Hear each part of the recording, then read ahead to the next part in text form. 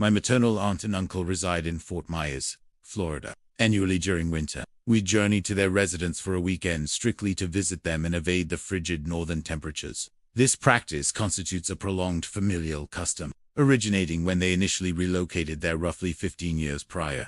Consequently, we'd maintained this ritual nearly my entire recollected existence. This episode occurred when I was 12. My cousin Ashley, who exceeded my age by 1 year, would invariably be present. Naturally, therefore, the pair of us frequently spent considerable time together throughout these stays. She proved agreeable company, and I connected with her profoundly, despite my status as a youthful male and her being female. She consistently remained amenable to engaging in the appealing activities I customarily pursued with my peers at that life stage. Following the collective evening meal on the inaugural night of our arrival, the entire group viewed a film collectively. Post-film, our parents socialized amongst themselves in the kitchen, consuming wine. En route to the canal, we halted at the roadside 7-Eleven to procure refreshments for the excursion. The clerk instantly cautioned us to exercise caution outdoors, hinting it was excessively late for our presence. The avenues lay deserted at this time. The Fort Myers district where they dwell leans markedly towards tranquility. They forbade Ashley and me from venturing outdoors at that advanced hour, citing our mere ages of 12 and 13. However, Ashley desired to proceed to a neighboring drainage ditch where inhabitants were purportedly documenting sightings of a 10-foot alligator. Essentially, she persuaded me, and we both wished to investigate whether we might locate the reptile. We covertly departed via the rear exit, while our parents lingered in the kitchen. We ambulated for approximately 10 minutes. The nearer we approached this canal she continuously referenced, the more marshy the roadside verges became. Ashley abruptly halted before me, staring rigidly ahead. She gestured forward, uttering, "What's that individual doing?" I instantly perceived her implication. At the distant extremity of the street stood the outline of a man, positioned utterly motionless on the pavement. Had he been ambulating or potentially peering downward at an object in his grasp, it would have appeared less abnormal. But him simply standing inert, accomplishing nothing, evidently gazing blankly ahead, transmitted chills down both our spines. Desiring an exciting finale, we resolved late that night to stealthily depart and traverse roughly 1 mile to our regional secondary school. We inhabit a compact township in rural Massachusetts, so distances are minimal. Approximately at midnight, we exited the residence and commenced advancing towards the high school. The journey proved uneventful, simply as traversing the roadway, chuckling, occasionally shouting, behaving like standard foolish adolescents. We occupied the road center due to the late hour and scarce traffic. The trek consumed about 20 minutes. Upon arrival, we merely reclined on the synthetic athletic surface, gazed skyward at the constellations, and conversed about the summer and other nonsensical topics, provoking amusement. We relished ourselves so immensely we remained supine for nearly an hour. Consequently, when we elected to return, it approached 1 a.m. Ashley indicated this was the solitary path to the canal unless we trespassed through private properties or traversed foul wastewater. Thus, we persisted walking, albeit more gradually and warily. We were now halfway towards the man when he unexpectedly rotated around. I don't imply he turned his cranium. No, he literally pivoted his complete physique instantaneously without even a preliminary glance to observe our approach. We halted. He confronted us directly. A momentary standoff ensued before he elevated his limb and initiated waving at us. It wasn't a typical, mild hand wave. No, he was oscillating his entire arm. This swiftly evolved into him executing a beckoning gesture with his arm. Ashley and I exchanged glances and commenced sprinting down the avenue, retreating the direction we'd come. We became breathless rapidly and paused to recover before a diminutive yellow dwelling, settling momentarily on the property's lawn to compose our reflections. Ashley informed me numerous peculiar inhabitants resided in that vicinity, particularly within the area we'd just traversed. I comprehended why her guardians forbade her solitary excursions at that late hour. We rose after several minutes and started returning to her domicile when we observed him once more. That individual stood at the street's terminus, immobile again. He remained as stationary as previously, his posture unnaturally rigid with arms flattened against his sides. He was now positioned directly beneath a street lamp, illuminating his features. He appeared roughly. His hair seemed somewhat combed rearward. His nose appeared deformed, bent laterally. He was also grinning, a sealed-mouthed smile, devoid of teeth. He recommenced waving at us. Then, I still cannot fathom why, I actually ascended and reciprocated his wave. As I performed this action, he ceased waving and his grin dissipated. Mere seconds afterward, he burst into an outright sprint towards us. Ashley instantly shrieked and bolted. I scrambled off the earth and pursued her at maximum velocity. Pure shock likely prevented any scream. It would have consumed vital breath. Alas, we dashed across lawns, vaulted barriers, and raced along alternate lanes until we ultimately reached her abode. The rear entrance was now secured, so regrettably, we had to knock, revealing our attempted evasion of reprimand. We merely claimed we dashed to 7-Eleven for provisions.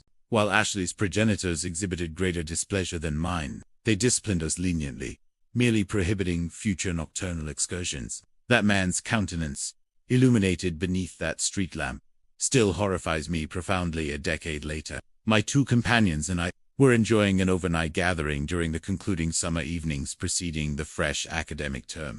Progressing down the thoroughfare towards home, we neared a T-junction. There, we discerned an automobile. We noted the vehicle simply idling at the stop sign on our roadway segment. Only the headlamps were visible, the remainder obscured by a tree row. Naturally, no other vehicles approached at that hour, yet the car remained stationary. My comrades and I persisted advancing towards the intersection. Abruptly, the car crept further into the junction, rotated towards our direction, and commenced driving past. We identified it as an antiquated white Mustang. As it passed, my friend bellowed an inane remark concerning the automobile being a V6, ridiculing it. It proved humorous for perhaps 0.8 seconds until the machine violently braked. I sensed my heart constrict as the vehicle screeched into a rapid reversal.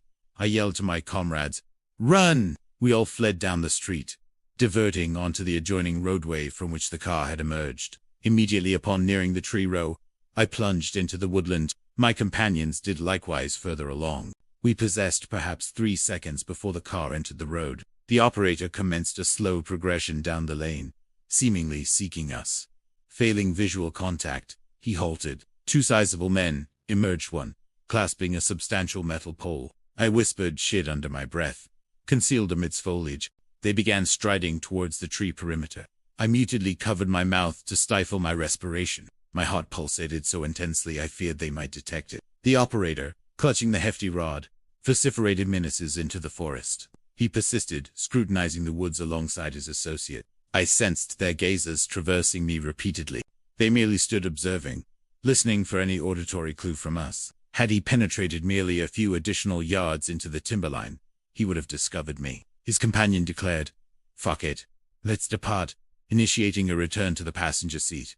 "There'll be others out," he stated. The driver cast a concluding examination into the woods and entered his vehicle. The automobile rotated and accelerated down the road beyond the high school, exiting the township. I lingered in the woodland for additional minutes, verifying the cause. It didn't.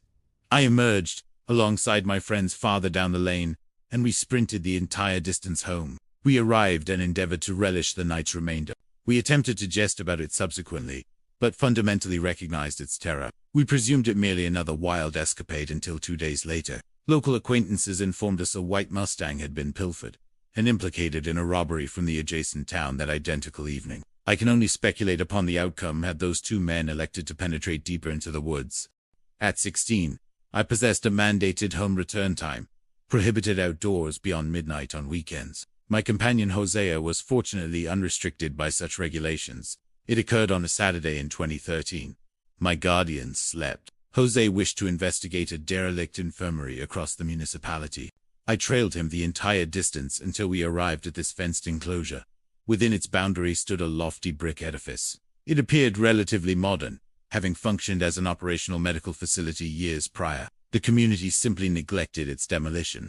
We secured our bicycles within a substantial shrub, camouflaging them. Subsequent action involved scaling the fence, which proved effortless. The tertiary step entailed locating an ingress into the structure. Thus, I stealthily exited my chamber with extreme quietness, crept soundlessly down the staircase, departed via the rear portal, and retrieved my bicycle from the outbuilding. I then proceeded towards Jose's dwelling. There, I encountered him, and we cycled across the town, requiring approximately 10 minutes. We examined the periphery by circumambulating the building until discovering a subterranean window already fractured open. Jose entered initially. I illuminated the aperture with my flashlight for his visibility. We had apparently accessed a zone designated for storage and mechanical apparatus. We located a stairwell ascending. Upon traversing an oxidized metallic doorway, we accessed the principal floor via a corridor where certain luminaires remained functional. This detail felt peculiar. The operational hospital lights amplified the uncanny atmosphere, heightening apprehension of encountering someone. The environment wasn't comprehensively illuminated. Solitary lights punctuated the hallway, interspersed with profoundly shadowed recesses and obscure intervals. An additional loud, buzzing, whistling resonance, unidentifiable in origin, pervaded the space, contributing to the basement appeared somewhat intimidating given the profound darkness. Regardless, I refused to withdraw at that juncture. My turn arrived to penetrate while he maintained the illumination. Once inside, both activating our beams, we discovered this basement level contained minimal contents. We initiated exploration by inspecting each compact chamber. Most valuable articles like beds and apparatus seemed to fit. The premises appeared reasonably maintained for an uninhabited building, suggesting minimal prior exploration or vandalism by others, though anticipated wall apertures and scattered floor debris existed. One chamber possessed a sealed entrance. We attempted access but encountered a lock exceptionally bizarre, as all other portals stood unsecured. Jose astutely noted that inpatient dormitory doors legally cannot incorporate locks. This implied something obstructed the door internally. We additionally perceived faint thumping noises emanating from beyond the barrier. We entered the neighboring chamber, discovering multiple minor perforations in the partitions. One aperture in the wall adjoining the secured room was sufficiently large for visual penetration. I silently knelt to peer through. My vision required momentary adjustment to the obscurity. However, I assert that were I a believer in ghosts, I would unequivocally attribute that apparition to one. After a second, I discerned a woman clad in an extended white gown, leaning against the far partition, apparently observing the chamber's entrance. I neared urinary release upon witnessing her. I murmured to Jose to observe. He expressed skepticism but gasped upon looking. We conferred in whispers, debating departure. Jose affirmed we should exit. He rose and proceeded towards the room's exit. I knelt once more to glimpse through the orifice again. As I positioned my eye against the perforation, the entire chamber was now obscured. The woman had descended to her knees and was peering back through the hole directly at me, exhibiting an expansive grin. I screamed with such volume it unquestionably reverberated throughout the edifice. Jose didn't inquire. He simply fled with me towards our basement ingress. He clambered through the window initially. Throughout my struggle to squeeze through the frame, I dreaded her seizing my legs from behind. Once both exterior, we sprinted to our bicycles and pedaled exhaustively back to Jose's residence. We found no humor in the incident. It authentically constituted nightmare material. I proceeded directly home after bidding him farewell. Feeling unsafe anywhere except within my residence and bed, I maintain no belief in thus, I reject that entity being a phantom. I deduce an actual, unhinged woman occupied that space.